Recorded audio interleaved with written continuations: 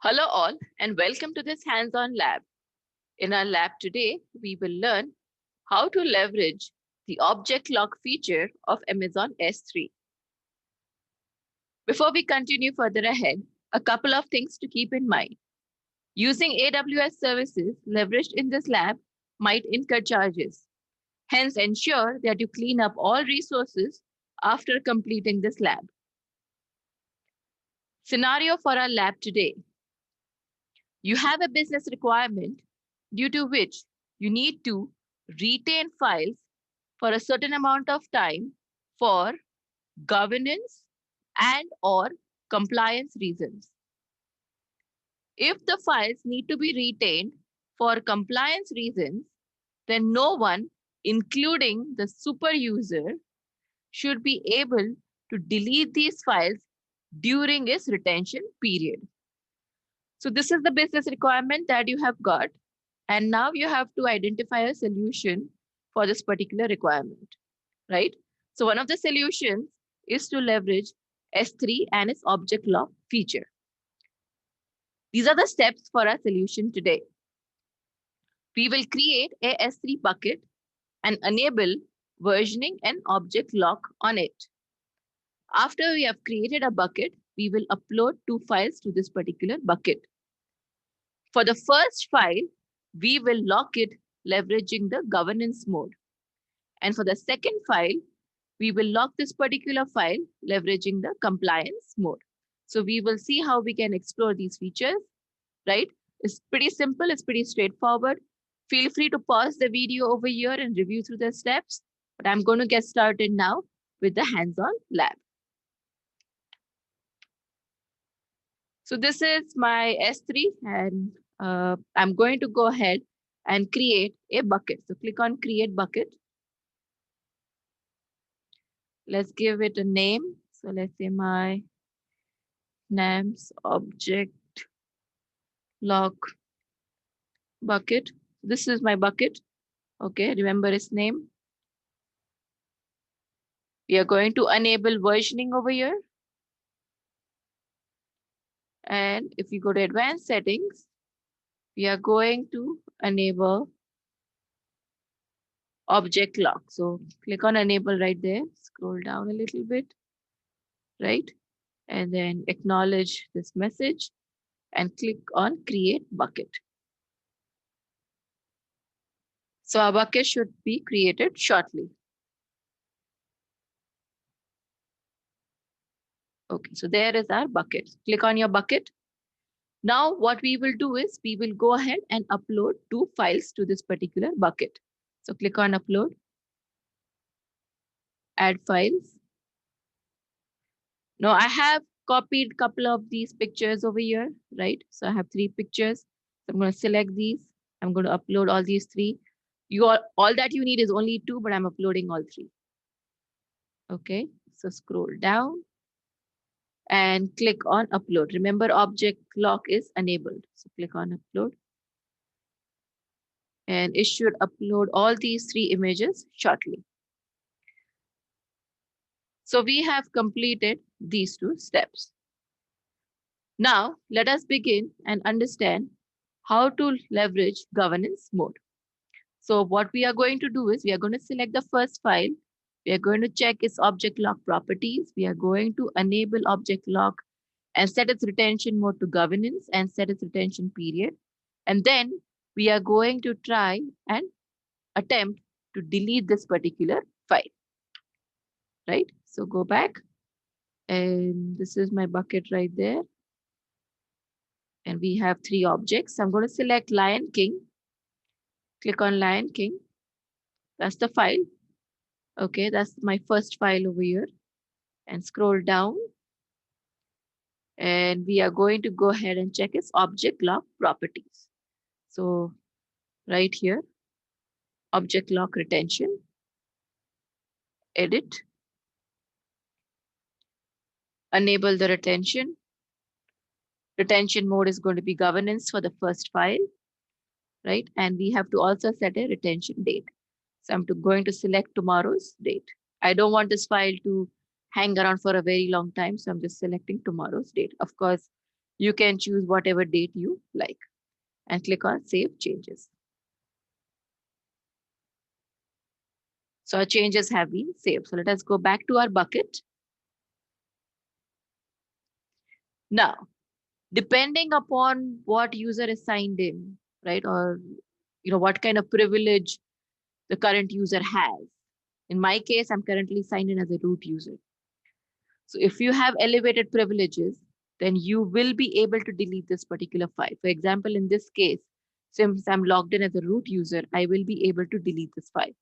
But other users who do not have elevated privileges, they will not be able to delete this particular file.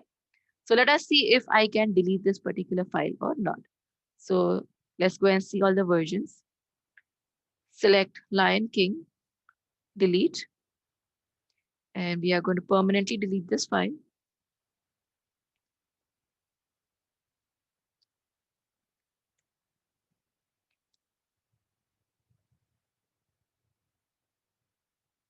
Okay, and this file has been deleted successfully. So if I go back to my bucket, you will see that this file has been deleted successfully. And the only reason behind it being is because I'm signed in as a root user and I have elevated privileges. Okay, so let's go back over here. So again, depending upon the current user's access level, you may or may not be able to delete this particular file, right? If a root user or any other user that has higher privileges, that particular user will be able to delete this file during its retention period. Now remember that our requirement was that if the file has to be retained for compliance reasons, then no one, including the super user or the root user, should be able to delete these files during its retention period. And that's where the compliance mode actually steps in, right? So we are going to select a second file. We are going to check its object properties. We are going to set its retention mode to compliance, set the retention period, and then try again and attempt to delete this particular file. And this time, we should not be able to delete this file, right? Even though I am signed in as the root user. So let us go back, right? And I'm going to select this file called as Simba. So select Simba.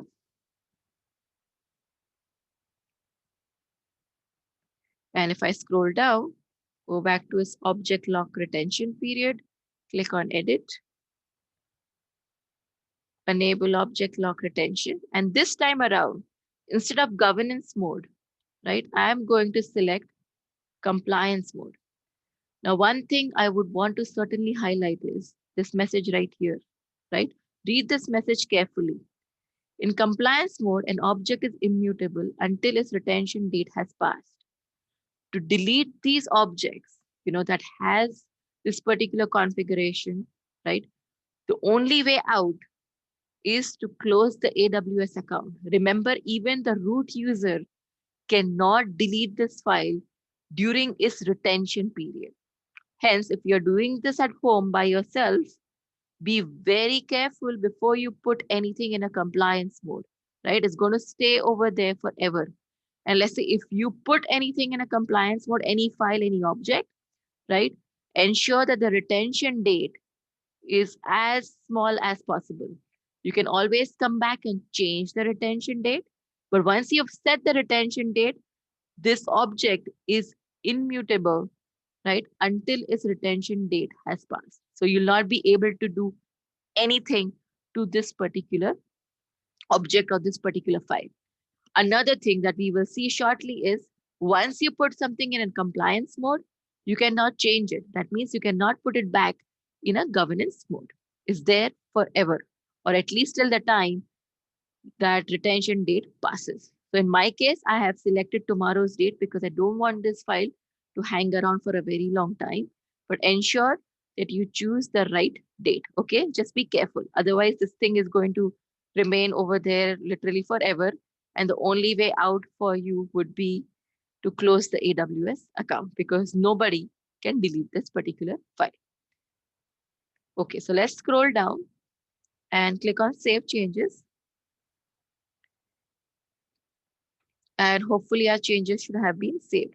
So again, let's go back. If I click on edit, this time around, as I mentioned earlier, you see retention is disabled, retention mode is disabled. I cannot make any changes. The only thing that I can change over here is the retention date. And the date is only forward going. That means I cannot go back to a previous date. Let's say instead of 22nd, the date was 28th. I cannot go back and change it to 25th. Okay, I can only go and make it to 30th or 31st. So right now, if I want, I can go ahead and change this to 23rd if I want, or 30th maybe. But there is no going back to a previous date than the original retention date, right? So it is only going forward. And that's why I was saying that, hey, choose the date carefully.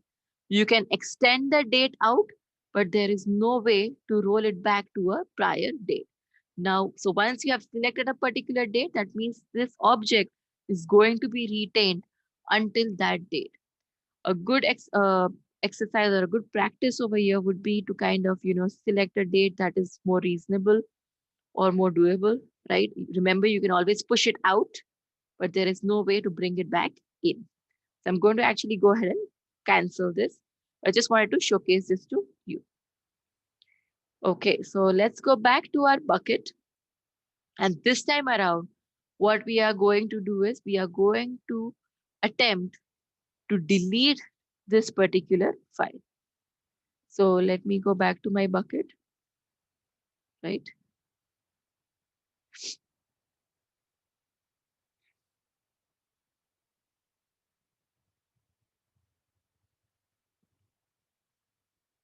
It's still loading.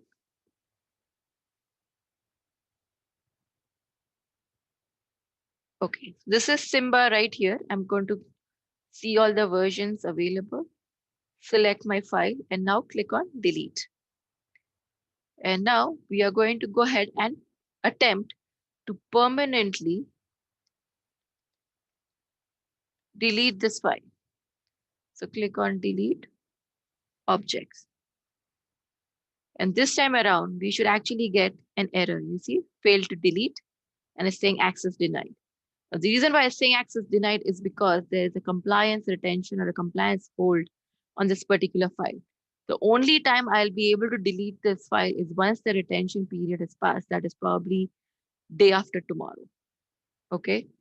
So guys, I hope that you like this particular feature. It's a really good feature, but use it carefully. Okay. Don't go crazy with the retention date, and be careful before you use the compliance mode. If not, just put the file in a governance mode. Of course, some users will be able to delete those files, but it's better to keep it in a governance mode unless you're 100% sure that you need to retain this particular piece of information for an extended amount of time. So I hope that you like this feature. Do explore this feature. Do post your comments. And this is it from me today, guys. I will see you shortly in some other video. Till then, take care. Bye-bye.